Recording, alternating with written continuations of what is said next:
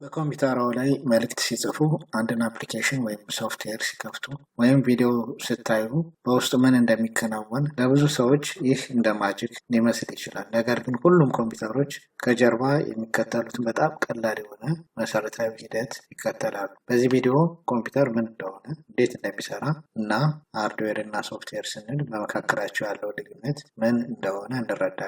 ፕሮግራሚንግ ከመማራችን በፊት የምንጽፈው ፕሮግራም ተቀብሎ ትዕዛዙን የሚፈጽምልን ኮምፒውተር መረዳት አስፈላጊ ነው። ስለዚህ መሰረታዊ የሆነውን ጥያቄ በመመለስ እንጀምር። ኮምፒውተር ምንድን ነው? ወይም በእንግሊዝኛ What is a computer? A computer is an electronic device that receives data, processes it according to instructions, produce information or output from the processing, store information or the output for future use. ይህ ማለት ኮምፒውተር ኤሌክትሮኒክ እቃ ሲሆን ሪሲፕስ ዳታ መረጃን ይቀበላል። ፕሮሰስስ ኢት አኮርዲንግ ቱ ዘ ኢንስትራክሽንስ የተቀበለውን መረጃ በተሰጠው ትዕዛዝ መሰረት ይሰራል። ፕሮዲውስ ኢንፎርሜሽን ውጤቱን ያመነጫል። ከዚያ ስቶር ዘ ኢንፎርሜሽን ኦር ዘ አውትፑት ፎር ዘ ፊውቸር ዩዝ ለወደፊት ማግኘት እንዲቻል የተገኘ ውጤት ወይም አውትፑት ያስቀምጣል። በኢንተርኔት መረጃ ስንፈልግ፣ ፎቶ ኤዲት ስናደርግ፣ በኮምፒውተራችን ወይም በስልካችን ጌም ጨዋታ ስንጫወት ኮምፒውተሩ ሁልጊዜ እነዚህን መሰረታዊ ስራዎች እየሰራ ነው። ሁሉም ኮምፒውተሮች እነዚህን 4 ደረጃዎች ይከተላሉ። Input, processing, output, and storage. ኢንፎርሜሽን ፕሮሰሲንግ ሳይክል ተብለው ይጠራሉ። እያንዳንዱን ከዚህ በመቀጠል እንመልከት። የመጀመሪያው ኢንፑት። Input is any data or instruction that you provide to the computer. ይህ ማለት ለኮምፒውተሩ የምንሰጠው ማንኛውም መረጃ ወይም ትዕዛዝ ኢንፑት ይባላል። ኪቦርዳችን በመጠቀም ታይፕ ወይም ስናደርግ ወይም ስንጽፍ፣ ማውስ ስንጫን ወይም ክሊክ ስናደርግ፣ በማይክሮፎን ስንናገር፣ ተች ስክሪን ስንነካ ለኮምፒውተሩ መረጃ እየሰጠን ነው። ኢንፑት ከሌለ ኮምፒውተሩ የሚሰራው ምንም ነገር አይኖርም። ኪቦርድ፣ ማውስ፣ ስካነር፣ ማይክሮፎን እና ተች ስክሪን የመሳሰሉት ኢንፑት ዩኒት ተብሎ ይጠራሉ። ስለዚህ እነዚህን በመጠቀም መረጃን ከተጠቃሚው ተቀብለው ወደ ሲፒዩ ይልካሉ። ቀጣዩ ፕሮሰሲንግ ነው። Once the computer receives input, it processes the information. This is where the Central Processing Unit, or CPU, performs calculations and follows instructions. This work is mainly handled by the CPU, or Central Processing Unit, often called the brain of the computer.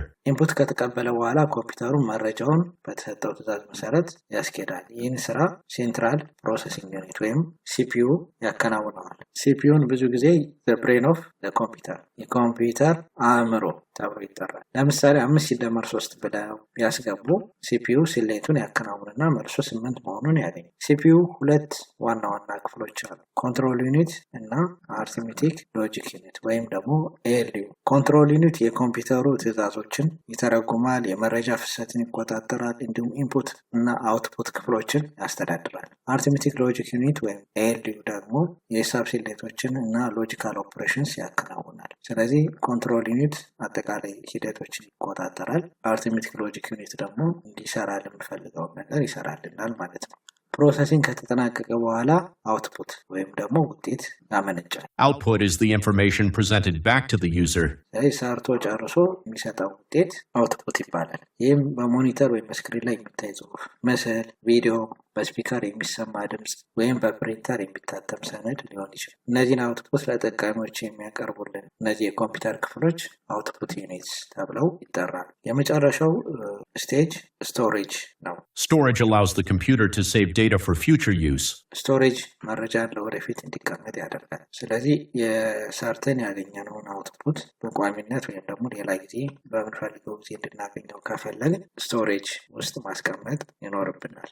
ዶክመንትስ፣ ፎቶስ፣ ቪዲዮስ፣ አፕሊኬሽንስ እና ሌሎች ፋይሎች በሃርድ ዲስክ ወይም ኤስኤስዲ ውስጥ ይቀመጣሉ። ስለዚህ ኮምፒውተሩን ቢያጠፉትም ማለት ቢዘጉት መረጃውን ቀድመው ካስቀመጡት አይጠፋም ማለት ነው። አሁን ሃርድዌር እና ሶፍትዌር መካከል ያለው ልዩነት እንመልከት። Hardware refers to the physical parts of a computer that you can see and touch.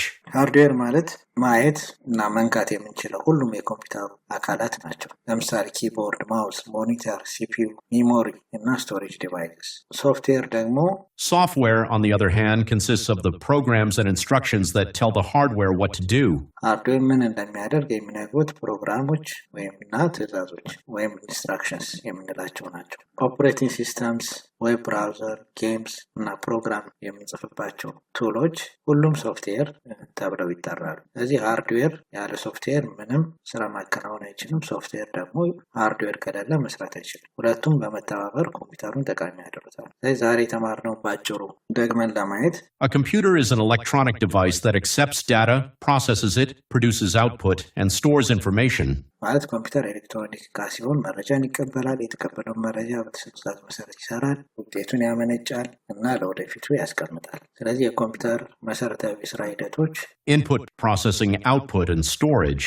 ናቸው ማለት ነው። እንዲሁም ሁሉም ኮምፒውተሮች ሁለት ዋና ዋና ክፍሎች አሏቸው፣ ሃርድዌር እና ሶፍትዌር። Hardware, the physical parts you can touch, and software, the programs that instruct the hardware. እነዚህ መሰረታዊ ጽንሰ ሀሳቦች መረዳት ፕሮግራሚንግ እና አጠቃላይ ስለ ኮምፒውተር ለመማር የመጀመሪያው እርምጃ ነው። በሚቀጥለው ቪዲዮ አልጎሪዝም እና ፍሎው ቻርት ምን እንደሆኑ እንመለከታለን። በዚያ ፕሮግራመሮች አንድ መስመር ኮድ ከመጻፋቸው በፊት አንድን ችግር ለመፍታት የሚሄዱባቸውን ሂደቶች በቀላሉ እንመለከታለን። ስለተከታተሉ እናመሰግናለን። ቪዲዮ ጠቃሚ ሆነው ካገኙት ሌሎችም በማጋራት እርስዎም ቻናሉን ሰብስክራይብ በማድረግ ቻናሉን ያሳድጉት እንጠይቃለን። በሚቀጥለው ትምህርት እንገናኝ።